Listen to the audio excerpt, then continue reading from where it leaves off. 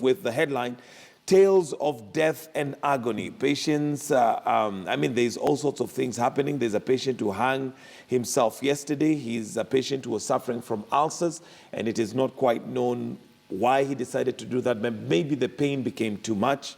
We also have a guard who helped deliver a baby. So our health sector in ICU, literally. Oh yes, it's quite a horrifying reality that patients are faced with.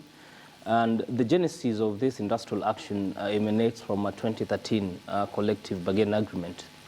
I think it ought to be said that government has not been very sincere when it comes to negotiating as well as implementing and honoring collective bargaining agreements. This in question was an agreement that it was a back-to-work agreement which was negotiated in 2013 between the doctors and the government as well as nurses, stipulating several increments, stipulating work hours which was pegged at 40. Anything above that will be compensated, and thereafter government had the obligation to register that CBA into the industrial court so that it can be enforceable.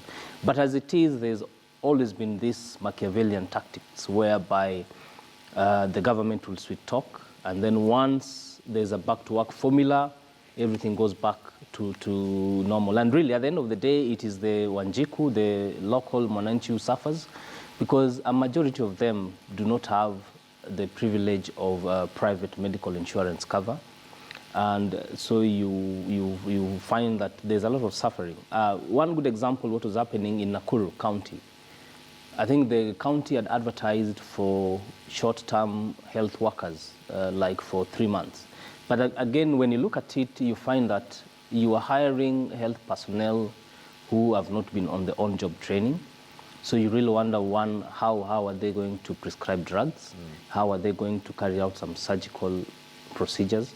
So, but having said that, I think there's still some light at the end of the tunnel. Government is to convene a stakeholders conference today between doctors and nurses so that they can find a back to work